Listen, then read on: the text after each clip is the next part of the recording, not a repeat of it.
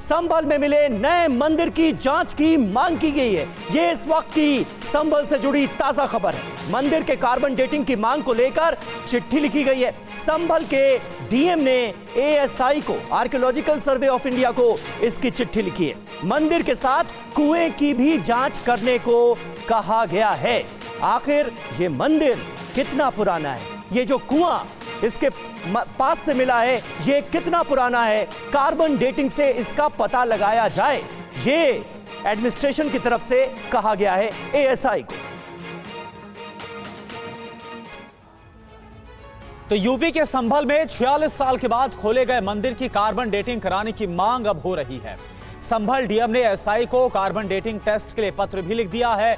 पत्र में कुएं की भी कार्बन डेटिंग टेस्ट कराने की मांग की जा रही, क्योंकि कहीं कोई दावा कर रहा है 100 साल पुराना होने का, कोई 400 साल पुराना होने का। फिलहाल मंदिर में पूजा अर्चना शुरू हो गई है। आज सुबह से ही मंदिर में पूजा के लिए लोगों की भारी भीड़ वहां पर लगी हुई है। दूसरी तरफ मंदिर प्रांगण में मिले कुएं की भी खुदाई की जा रही, जो बिल्कुल बगल में ही है, सामने है। सुरक्षा के लिए मंदिर के आसपास फोर्स को तैनात कर दिया गया है। मंदिर के अंदर सीसीटीवी कैमरे भी लगाए गए ताकि हर एक आवाजाही पर नजर रखी जा सके। इधर संभल से पुनीत शर्मा की आपको ग्राउंड रिपोर्ट दिखाते हैं। संभल के खग्गूसराय इलाके में शनिवार को एक प्राचीन कार्तिक शिव मंदिर मिला, जिसके अंदर भगवान शिव की मूर्ति मिली, भोलेनाथ के अलावा हनुमान जी की मूर्ति मिली, नंदी की मूर्ति मिली, गणेश जी की मूर्ति मिली है। दरअसल बताया जा रहा है कि 1978 के बाद से ये जो प्राचीन मंदिर था ये पूरी तरीके से यहाँ पर इस पर अतिक्रमण था, किसी को इस मंदिर के बारे में पता नहीं था। लेकिन जब प्रशासन की टीम बिजली चोरी और तमाम अतिक्रमण हटाते हुए यहाँ पर पहुंची तो इस मंदिर का पता चला, जिसके बाद जो पुलिस प्रशासन के लोग थे, सीओ संभल अनुज चौधरी थे, उन लोगों ने इस मंदिर की सफाई की और उसके बाद यहाँ पर बाकायदा पूजा अर्चना की अनुमति दी गई। और आप देखेंगे कि शनिवार के बाद से यहाँ पर लगातार जो भक्त हैं दूर दूर से आ रहे हैं, पूजा अर्चना की जा रही है। ये 1978 से मंदिर बंद था। यहाँ पर तकरीबन 30 से 40 रस्तोगी परिवार रहते थे और यहाँ पर दंगे की वजह से वो लोग पलायन कर गए, जिसके बाद से ये मंदिर पूरी तरीके से बंद हो गया था। और अब इस मंदिर के बारे में यहाँ पर पता चला है। प्रशासन का कहना है कि कार्बन डेटिंग मंदिर की करी जाएगी। 46 साल के बाद ये मंदिर मिला है और कार्बन डेटिंग से पता लगेगा कि ये मंदिर कितना पुराना है। बताया जा रहा है कि लगभग 400 साल से ज्यादा पुराना ये मंदिर। अंदर की तस्वीरें आपको दिखाना चाहेंगे कि भक्त यहाँ पर किस तरीके से पूजा पाठ कर रहे हैं, मंदिर की क्या स्थिति है।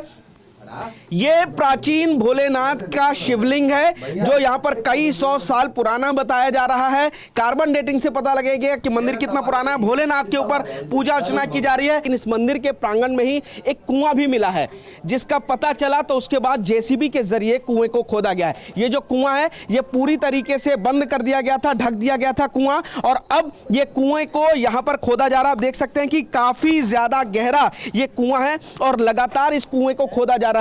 प्राचीन में इस कुएं का काफी ज्यादा महत्व था, जो कि मंदिर के प्रांगण से था। बताया जाता है कि यहीं पर से पानी लिया जाता था और शिवलिंग को चढ़ाया जाता था। लेकिन उसके बाद जब 1978 के दंगे हुए, यहां से हिंदुओं ने पलायन किया और उसके बाद इस मंदिर को कहीं ना कहीं विलुप्त कर दिया गया। और देखिए, संभल में खुदाई के दौरान 2 मूर्तियां मिली हैं। कुएं की खुदाई के दौरान भी 2 मूर्तियां बरामद हुई हैं। कुएं से मां पार्वती की 2 मूर्तियां मिली हैं। ये देखिए, ये आपको मंदिर के सामने का कुआं दिखा रहे हैं जिसकी खुदाई का काम चल रहा है। और कुएं की खुदाई के दौरान 2 मूर्तियां भी मिली हैं। मां पार्वती की 2 मूर्तियां मिलने की खबर सामने आ रही है। ये इस वक्त की ताजा अपडेट है, क्योंकि बड़े पैमाने पर यहां खुदाई का काम चल रहा है। कुआं जो मंदिर के सामने का था उसकी खुदाई हो रही है, क्योंकि ये कुआं पूरी तरह से मिट्टी से ढक चुका था।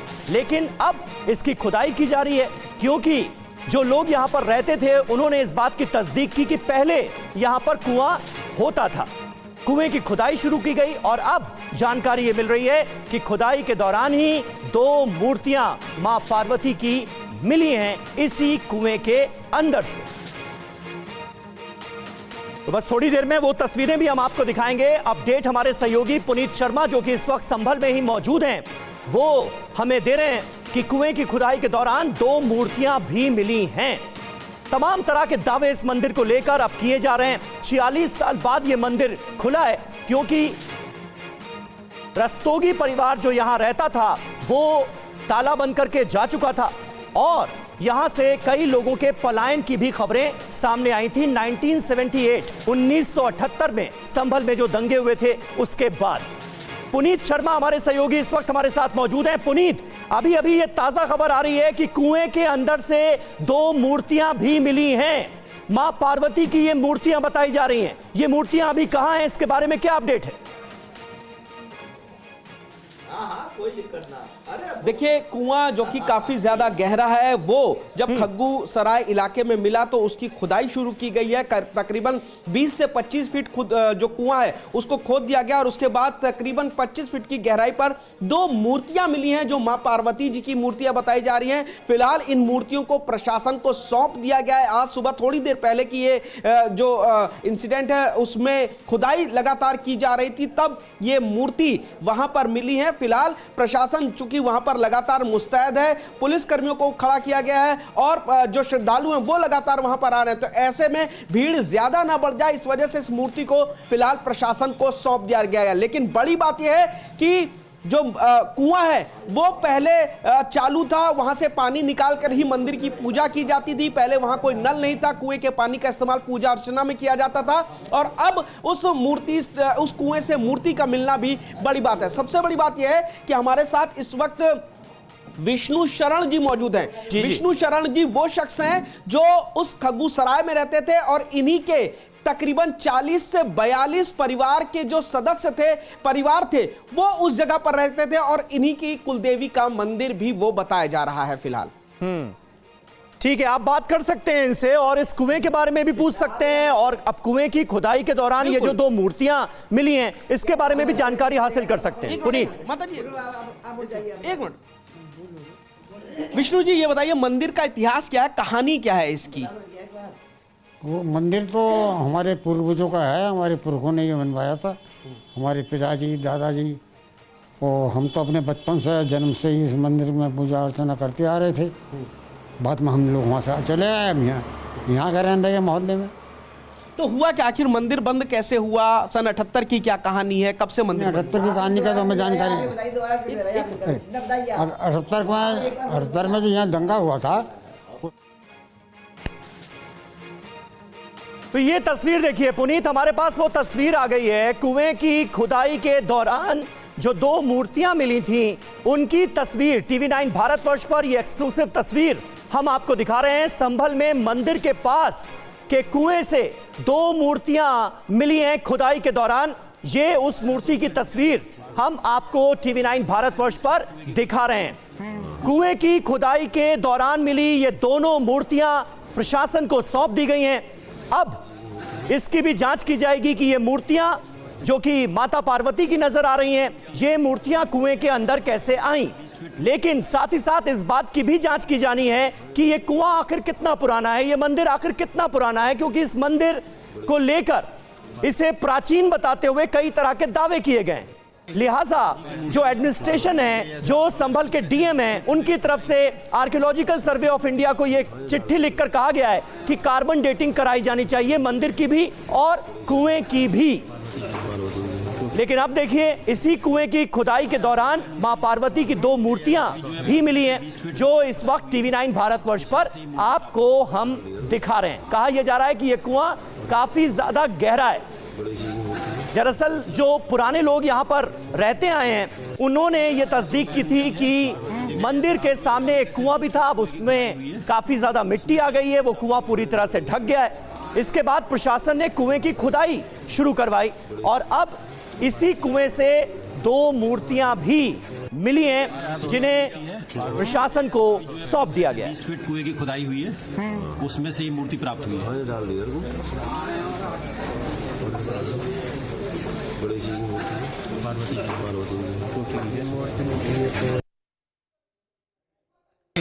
जी की मूर्ति है। तो ये देखिए तस्वीर इस वक्त आपको हम दिखा रहे हैं यूपी के संभल से, जहां पर आप देखिए कल ही हमने आपको ये खबर किस तरह से दिखाई थी कि 1978 से जो मंदिर बंद पड़ा हुआ था, जब से यहां पर हिंदू परिवारों ने पलायन किया था, उसके बाद अब जाकर क्योंकि अवैध बिजली कनेक्शन को लेकर प्रशासन तरफ से एक ड्राइव चलाई जा रही थी और इसी दौरान कुछ लोगों ने जब जानकारी दी तब इस मंदिर का पता चला और इसी मंदिर से बिल्कुल सटा हुआ एक कुआं भी है और वहां से जो खुदाई की गई है उस खुदाई से मां पार्वती की 2 मूर्तियां मिली है। ये तस्वीर आपको हम दिखा रहे हैं उसी मूर्ति की। कहा यह जा रहा है कि ये जो मूर्ति है वो मां पार्वती की है और ये इस वक्त तस्वीर आपके सामने और जो कुआं इस वक्त आप देख पा रहे हैं, दरअसल कहा यह जा रहा है कि इस कुएं के ऊपर रैंप बना दिया गया था। जैसे मंदिर बिना मिला तो इसके बाद जो स्थानीय लोग हैं उन्होंने जानकारी ये भी दी थी कि पास में ही एक कुआं भी है और इसके बाद जब रैंप को हटाया गया, तोड़ा गया तो उसके नीचे ये कुआं नजर आया। कुएं की लगातार खुदाई का काम कल से ही जारी है, काफी गहरा इस कुएं को खोदा जा चुका है जैसा आप देख पा रहे हैं और ये 2 जो मूर्तियां हैं वो मिली है मां पार्वती की बताई जा रही। पुनीत इस वक्त हमारे साथ जुड़े हैं। पुनीत तस्वीरें दिखाइए और कहा यह जा रहा है कि जो जो 2 मूर्तियां मिली है वो मां पार्वती की, बताइए आप और क्या जानकारी है। देखिए शनिवार को ये मंदिर सामने आया था जब पता चला कि इस मंदिर में लगभग 46 साल पहले पूजा अर्चना की जाती थी और 46 साल से मंदिर बंद है, जिसके बाद वहां पर कुआं भी मिला और प्रशासन ने इसके बाद कुएं की खुदाई को शुरू किया है। कुआं लगभग 20 से 25 फीट तक खोद दिया गया है और करीब 25 फीट की खुदाई के बाद जो है वहां पर 2 मूर्तियां मिली हैं और ये जो मूर्ति है बताया जा रहा है कि ये मां पार्वती की मूर्ति है। काफी ज्यादा भीड़ वहां पर इकट्ठा हो गई थी, पुलिस प्रशासन वहां पर इकट्ठा हो गया था, लोगों की भीड़ थी जो पूजा अर्चना करने वहां पर आए थे। तो इस वजह से जो मूर्तियां हैं उनको फिलहाल पुलिस प्रशासन को सौंप दिया गया है ताकि आगे की जो जांच है उससे पता कर सके, कार्बन डेटिंग से भी पता किया जाएगा कि आखिर ये मूर्तियां कितनी पुरानी है। दरअसल बताया जा रहा है कि 400 साल पुराना मंदिर है और ये रस्तोगियों का परिवार यहाँ पर रहता था। 40 से 42 परिवार रहते थे, लेकिन 1978 में जब दंगा हुआ तो वो परिवार यहाँ से पलायन कर गए थे, जिसके बाद से ये मंदिर लगातार बंद था और अब जाकर के ये मंदिर खुला है। जो विष्णु शरण रस्तोगी हैं जो कि यहाँ पर रहते थे, 82 साल के, उन्होंने दावा किया है कि इस कुएं से पानी निकाल करके मंदिर में पूजा अर्चना की जाती थी। वहां पर कोई नल नहीं था और मंदिर के चारों तरफ परिक्रमा की जाती थी। कुएं को पाट दिया गया है, ऐसा आरोप विष्णु शरण रस्तोगी लगा रहे हैं कि कुएं को पाट दिया गया है और उस वहां पर पत्थर रख के बाकायदा गाड़ी को पार करने के लिए रैंप बनाया गया है। कब्जे की बात कह रहे हैं, लेकिन अब जब कुआं मिला है उसकी खुदाई की गई है तो खुदाई में 2 मूर्तियां मां पार्वती की मिली है। बड़ी खबर संभल से निकल के आ रही है फिलहाल। मुझे पुनीत आप ये बताइए कि रस्तोगी परिवार जिसके पोजीशन में फिलहाल ये कैंपस है जहां पर मंदिर मिला है, उस परिवार का क्या कहना है? इस मंदिर को ताला कब लगाया गया, किसकी तरफ से लगाया गया? मंदिर के पास एक दीवार खड़ी करने की बात की जा रही है जिसको लेकर यह भी दावे किए जा रहे हैं कि भाई अतिक्रमण हो गया। वो दीवार आखिर कब बनवाई गई, किसके द्वारा बनवाई गई? देखिए विष्णु शरण रस्तोगी जिनकी उम्र 82 साल है, उन्होंने ये दावा किया है कि उन लोगों के 40 से 42 परिवार यहाँ पर रहते थे, लेकिन जब 1978 में दंगा हुआ तो दंगे के बाद उनके सभी परिवार के लोग वहां से पलायन कर गए थे और इसके बाद जो लोग हैं वो संभल और दूसरी जगह अलग अलग जगह पर आकर के रहने लगे थे। ये जो घर थे उन लोगों ने उसी कंडीशन में छोड़ दिए गए थे क्योंकि वहां पर एक गोदाम में आग लगा दी गई थी। इसके बाद धीरे धीरे करके इन लोगों ने अपने मकानों को बेचना शुरू किया, मुस्लिम लोगों ने इनके मकानों को खरीदना शुरू किया। जहां पर 40 से 42 रस्तोगी परिवार रहते थे वहां पर अब एक भी हिंदू परिवार नहीं रहता, बल्कि पूरी तरीके से मुस्लिम आबादी आ चुकी है। जिस कैंपस में ये मंदिर पाया गया है उसका पोजीशन अभी किसके पास है? रस्तोगी परिवार के पास ही है जिसने ताला लगाया था इस मंदिर में? 15 से 20 फीट देखिए, चाबी किसके पास है यह भी साफ नहीं हो पाया है, लेकिन उनका ये कहना है कि उनकी कुलदेवी का ये मंदिर था और वहां पर डर की वजह से कोई भी 46 साल से नहीं गया था। फिलहाल प्रशासन अब ये जांच कर रहा है कि इस मंदिर का जो पोजीशन था वो किसके पास है। 46 साल से यहाँ पर ताला लटका हुआ था, चाबी किसके पास है ये अभी तक क्लियर नहीं है। लेकिन जो रस्तोगी परिवार है उनका यही कहना है कि वहां पर पुजारी रखने की भी कोशिश की गई थी शुरू में ही 1978 के आसपास ही, लेकिन किसी भी पुजारी ने उस इलाके में जाने से मना कर दिया गया था। इस वजह से ना तो वहां पे मंदिर के दरवाजे उस समय खुले और ना ही वहां पर पूजा अर्चना। एक बात और बताइए, एक बात और क्लियर कर दीजिए पुनीत, क्योंकि आप लगातार रस्तोगी परिवार के सदस्यों से भी बात कर रहे थे। ये जो मंदिर का कैंपस हमें तस्वीरों में नजर आ रहा है, 46 साल पुराना जो मंदिर बताया जा रहा है, ये मंदिर अलग से कोई मंदिर है या फिर किसी घर के अंदर बना हुआ मंदिर है? इस कैंपस के बारे में या फिर जिन लोगों के पास इसका पोजीशन था वो क्या कह रहे हैं इसे लेकर? देखिए, ये मंदिर एक गली में घरों के बाहर बना हुआ मंदिर था। ये रस्तोगी परिवार और खानदान की कुल देवी का मंदिर बताया जाता है, जो वो दावा कर रहे हैं। यहाँ पर ये लोग अपने सभी धार्मिक रीति रिवाज, शादी ब्याह, सब कुछ पूजा अर्चना करते थे और इस परिवार में 42 जो रस्तोगी परिवार थे वो सभी आकर के पूजा पाठ करते थे। यहाँ ये इस मंदिर के चारों तरफ एक परिक्रमा मार्ग होता था जो कि 4 फीट का बताया जा रहा है, लेकिन मंदिर के पीछे की तरफ का जो परिक्रमा मार्ग यानी 4 फीट का रास्ता था वो पूरी तरीके से बंद हो गया। वहां पर एक मकान बना हुआ है, यानी कि दीवार को आगे किया गया, ऐसा दावा किया जा रहा है इन तरफ से। लेकिन आगे के 3 तरफ का जो परिक्रमा मार्ग है जिसको घूमते थे वो अभी जैसे का तैसा ही है। तो ये किसी घर परिवार के अंदर नहीं बल्कि एक जगह इन रस्तोगी परिवार ने पुराने समय में दान। ठीक है, यानी कि घर से अलग, घर के प्रांगण से अलग एक जगह जहां पर रस्तोगी परिवार का ये कुल देवी का मंदिर, और अब 46 साल के बाद ये जो मंदिर है वो फिर से खुला है। बने रहिए आप हमारे साथ। और इस बीच आपको बड़ी खबर एक बार बता दें कि TV9 से बोले हैं संभल के विष्णु रस्तोगी। दंगों से भयभीत हो गए थे परिवार के सदस्य, दंगों की वजह से मोहल्ला छोड़ दिया गया था। आप सुनिए क्या कहा है उन्होंने। विष्णु जी, इस मंदिर की कहानी क्या है? ये मंदिर तो हमारा जन्म से हमने वहाँ देखा है। मंदिर मेरी आयु 82 साल है और हमने अपने जन्म से ये मंदिर वहाँ अपने मोहल्ला खग्गूसराय में देखा है। हमारे पिताजी, हमारे दादा, हमारे परदादा वो सब यहाँ में पूजा करने आते थे।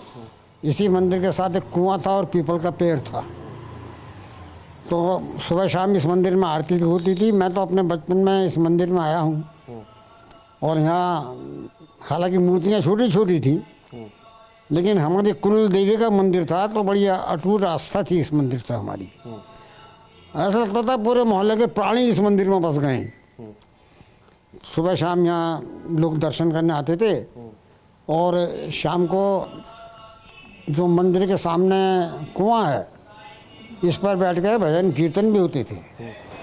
मोहल्ले की महिलाएं यहाँ बैठकर भजन कीर्तन करती थी कुएं पर बैठकर, और मंदिर में सुबह शाम आरती तो होती थी।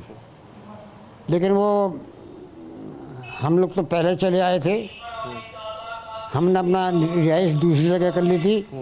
लेकिन 78 के बाद जो यहाँ बलवा हुआ और सामूहिक नरसंहार हुआ और हमारे पड़ोस में एक हिंदू के गोदाम में आग लगा दी गई, अंगन लाल जी के गोदाम में, तो लोग दहशत में आ गए और फिर लोगों ने अपना वहाँ से पलायन करना शुरू कर दिया। तो वो जो गली थी खग्गू सराय की, उस गली में क्या सिर्फ रस्तोगियों के घर थे, हिंदुओं के ही घर थे, पूरा आपका ही कुनबा वहाँ पर था, या कोई मुस्लिम इलाके के लोग भी वहाँ पर रहते थे? चारों तरफ हमारे मुस्लिम थे। हमारे 40 परिवारों के अलावा पीछे पूरी मुस्लिम बस्ती थी। हाँ, लेकिन भाईचारा था। लेकिन वो जो गली थी जो मंदिर के आसपास का था, वहाँ सिर्फ आपका परिवार रहता था? वहाँ सब हमारा परिवार था। 40-42? हाँ, 40-42 परिवार थे। तो विष्णु रस्तोगी जी पूरी कहानी बयां कर रहे हैं इस मंदिर की, और 1978 के दंगों के बाद किस तरह से हालात बदल गए इसका भी वर्णन उनकी तरफ से किया गया। उन्होंने कहा कि इस कुएं के ऊपर बाकायदा महिलाएं बैठकर यहाँ के आसपास का जो इलाका था कुएं के आसपास का, वहां पर बैठकर भजन कीर्तन होते थे। मंदिर में सुबह शाम आरती होती थी, लेकिन ये सब कुछ 1978 के बाद बदल गया। बहरहाल आप खबरों में आगे बढ़ेंगे, रुख बिहार का करेंगे। बीपीएससी चेयरमैन के दावों की पोल खुल गई है। चेयरमैन ने पेपर की सुरक्षा का किया था दावा, लेकिन टीवी9 रिपोर्टर रूपेश कुमार ने इसकी पोल खोल दी। कैमरे पर एक झटके में फटा पेपर का पैकेट। दावा था कि पेपर का पैकेट फट नहीं सकता, इसलिए पेपर लीक नहीं हो सकता। बीपीएससी के चेयरमैन खुद यह दावा कर रहे थे, लेकिन उनके दावे की पोल खोल दी रूपेश कुमार ने। आपको दिखाते हैं कैसे एक झटके में बीपीएससी के पेपर का packet TV9 reporter Rupesh Kumar के कैमरे के सामने एक झटके में फट गया। ये फाड़ने पर भी नहीं चदरा वाला होता है। अच्छा सर, इसको फाड़िए तो फटेगा। नहीं सही फट रहा है। तो हार्डर फाड़िए तो फाड़िए तो, अरे ये तो फट गया।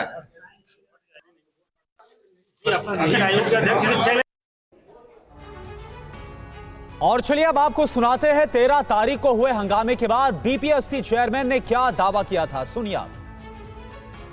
कोई भी आदमी आप में से बैठा हुआ है यहाँ पर, इसको फाड़ के दिखा दे मुझे, कैसे क्वेश्चन पेपर लीक हो गया? किसने कहा क्वेश्चन पेपर लीक हुआ? और अगर लीक हुआ तो ये देख के बता दीजिए मुझे। इससे ज़्यादा सुरक्षा में कई क्वेश्चन पेपर नहीं आते हैं।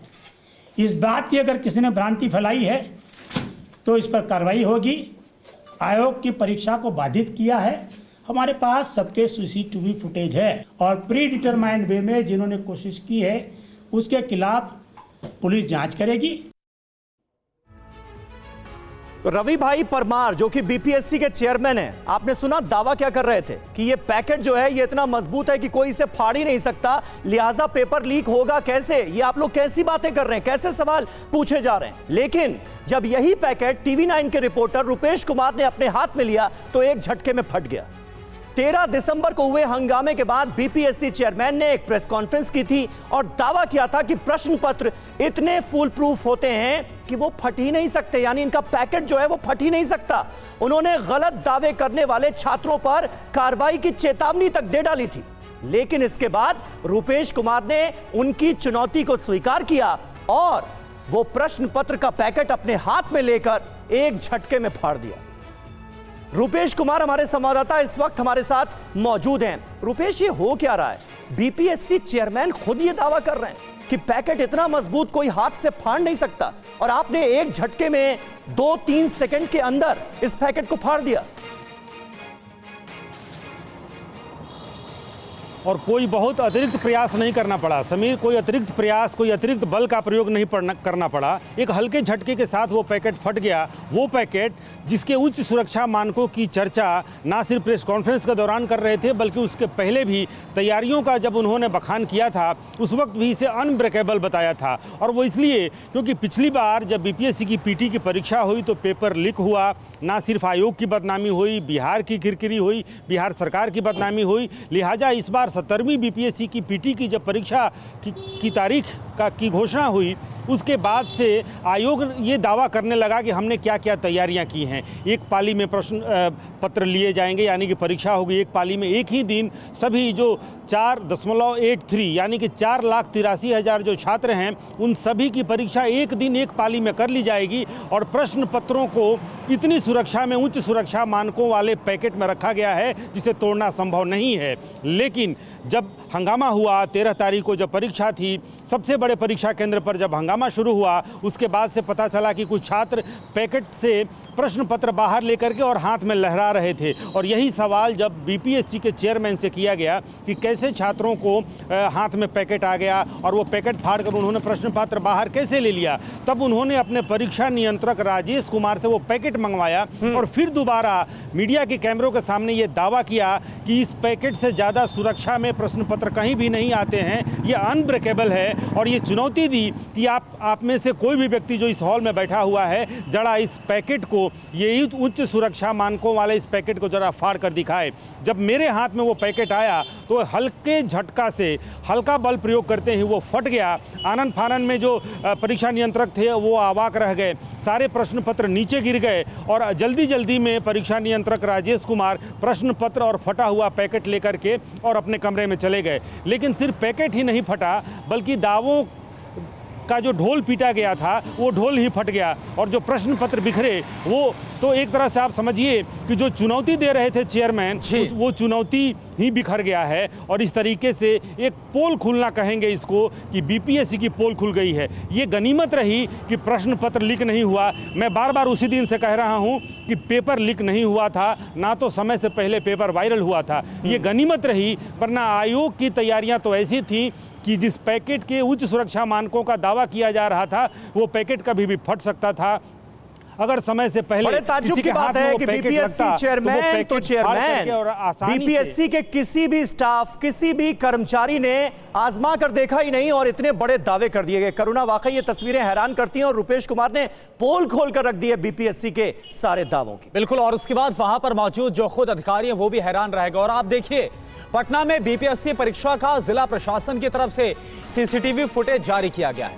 13 दिसंबर को प्री एग्जाम के सीसीटीवी फुटेज में हंगामा करते हुए युवक नजर आ रहे हैं। आप एक देखिए, जो परीक्षा केंद्र है उसके अंदर का फुटेज देखिए जिसे जारी किया गया है, किस तरह से हंगामा किया गया। और बताया जा रहा 12 से 13 की संख्या में कुछ ऐसे छात्र थे जो इस हंगामे को लीड कर रहे थे। पटना के बाबू परीक्षा सेंटर में कुछ लोग छात्रों के आंसर शीट्स को फेंकते हुए नजर आ रहे हैं, जबकि दूसरे वीडियो में आप सेंटर के बाहर की तस्वीर आप देखिए और इसमें कई लोग आपस में मारपीट करते हुए नजर आ रहे हैं। यानी एक तरफ हंगामा अंदर बरपा हुआ है, दूसरी तरफ बाहर भी जमकर हंगामा बरपा हुआ। और कैंपस के अंदर घुसने के लिए कैसे वहां पर दीवार फांदते हुए, रेलिंग फांदते हुए और मारपीट करते हुए नजर आ रहे। कुछ इस तरह से जो बापू परीक्षा केंद्र है वहां पर हंगामा हुआ है। और आइए अब खबरों में आगे बढ़ते हैं। गांधी परिवार पर मणिशंकर अय्यर का बड़ा बयान आ गया है। गांधी परिवार ने मेरा करियर बनाया, गांधी परिवार ने ही मेरा करियर खत्म कर दिया, ये कहा है मणिशंकर अय्यर ने। 10 साल में सिर्फ एक बार मुझे सोनिया गांधी से मिलने दिया गया, राहुल के साथ मिलने का मौका ही नहीं मिला। मणिशंकर अय्यर अपना दर्द बयां कर रहे हैं। उन्होंने कहा है कि व्यक्तिगत स्तर पर सोनिया गांधी के मन में उनके प्रति कुछ स्नेह अब भी बाकी है।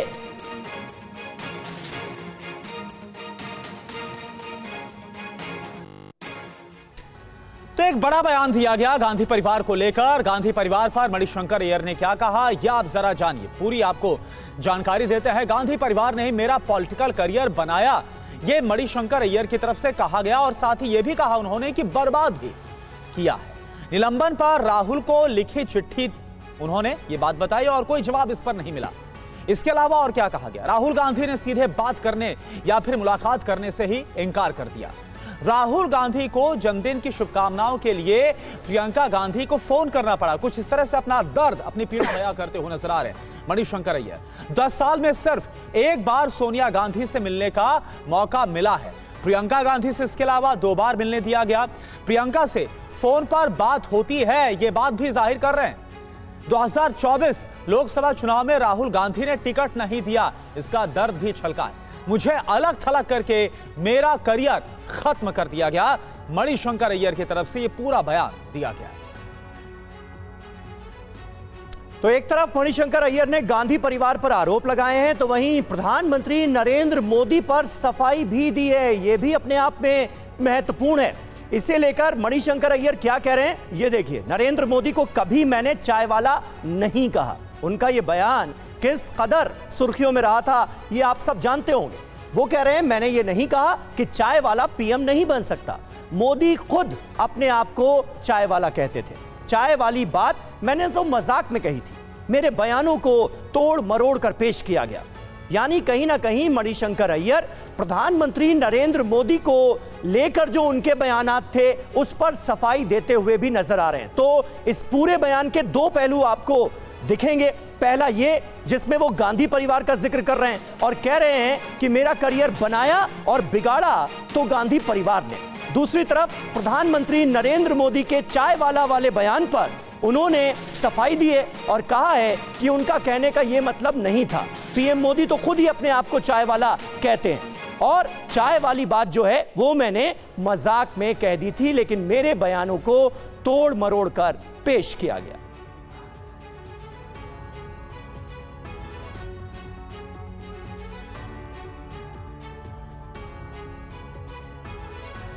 और हमारे साथ कुमार विक्रांत इस वक्त हमारे सहयोगी जुड़ चुके हैं। कुमार, आखिर मणिशंकर अय्यर के इरादे क्या हैं? काफी दिनों बाद वो नमूदार हुए, वरना बिल्कुल सीन से गायब आजकल नजर आ रहे हैं। 2024 में उन्हें टिकट नहीं दिया गया, इस बात का भी दर्द नजर आ रहा है, लेकिन प्रधानमंत्री नरेंद्र मोदी पर दिए गए बयानों को लेकर वो एक तरह से सफाई देते हुए भी नजर आ रहे हैं। इरादे क्या हैं?